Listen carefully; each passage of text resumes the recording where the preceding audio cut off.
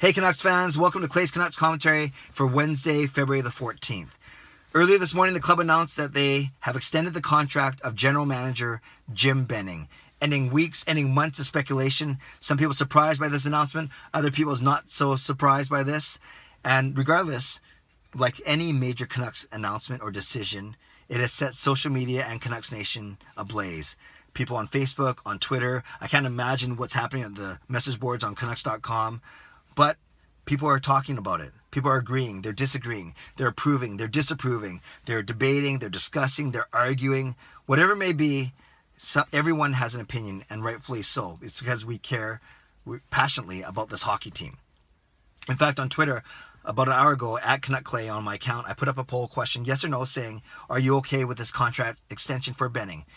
2/3 of the people, of the 100 respondents so far, 2/3 are saying yes, and 1/3 is saying no. Now that 1/3, just because the minority might not be a silent minority, in fact, sometimes they become a very vocal minority. Needless to say, it's led to I've seen a lot of interesting and lively discussion and debate, especially on Twitter.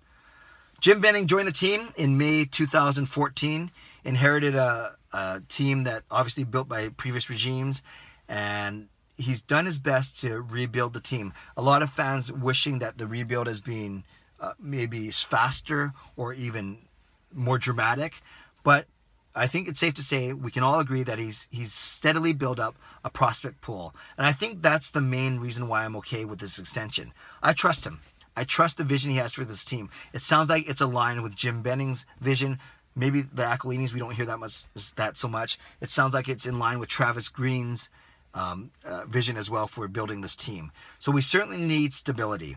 And I think if you look at Jim Benning's tenure here, when you look at building through the draft and prospects, and you look at trades and you look at free agents, those are among three major parts of being a general manager and overall the vibe of the hockey team itself.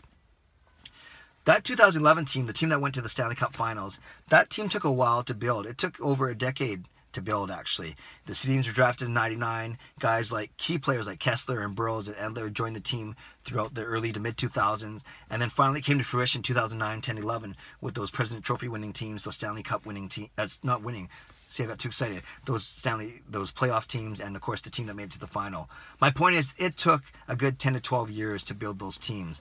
So Jim Benning is finishing off year 4 as being a general manager. And yes, it hasn't gone as well as Canucks fans expected. But you look at guys like Bo Horvat and Brock Besser, and the guys that will be joining them in the next 2 or 3 years.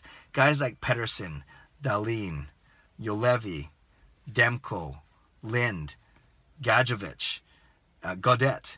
So there's at least 7 players I just named, and there's other players that you hope that they do well. Guys like Reed Boucher and Darren Archibald, guys that can make a difference that haven't been major roster players.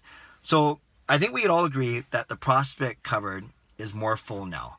That's not to say that those 7 guys I just named are all going to become bona fide, all-star players, but I hope, and I like to think, I'm pretty confident that they will be solid contributors at the NHL level.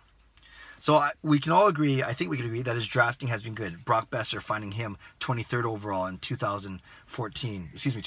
That was a steal. We can argue till the cows come home about Jake Virtanen and being drafted number 6. The jury's still on Juolevi, but it sounds like he's hit a home run with guys like Demko and guys in the 2017 draft like Pettersson and like Gadjevich and Lynn and DiPietro. So there's a lot out there. So the drafting's okay. His free agent signings, not great. His trading, okay. I like trades like the Berchi and the Granlund ones and the Pouliot ones, and there's been other ones that haven't been so great.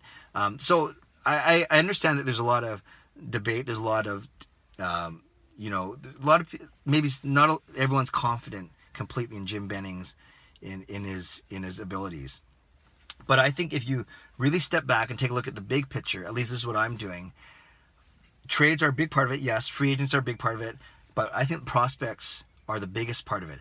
You always hear about the Stanley Cup teams being built through the draft. You never hear them saying they're built through free agency or built through trades. Those are, like I said, very integral parts, but I think the draft is paramount, is the most important thing, and I think that's where Jim Benning is doing well. So when I look at the team, I look at the big picture, and yes, it might not be 2018, 19, or 20, but maybe at the turn of the next decade, the Canucks are playing well, they're competing for playoff spots.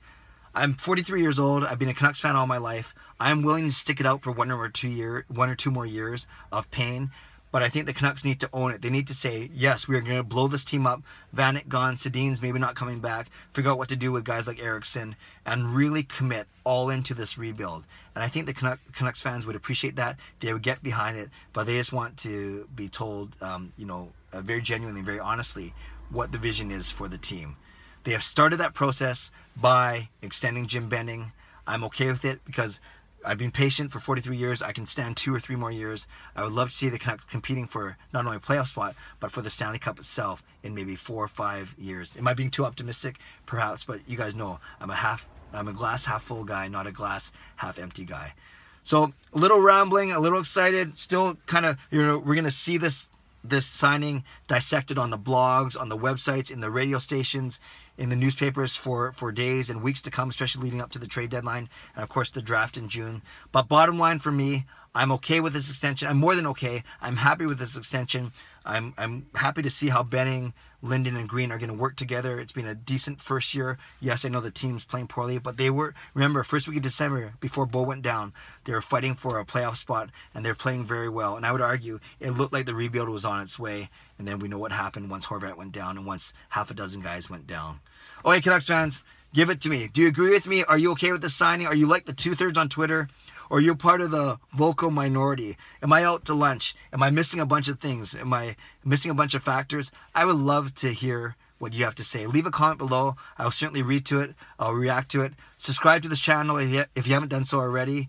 And I forgot, after all this, it's game day tonight. Canucks versus the Florida Panthers. I'm not going, but I'll be watching on TV, and I hope the Canucks do well. But I think no matter what the result is, it's going to get lost in this Jim Benning shuffle today, and rightfully so. This is a huge step, for better or for worse, for the future of this team. Have a great day. I hope the Canucks win tonight. God bless, and go Canucks go.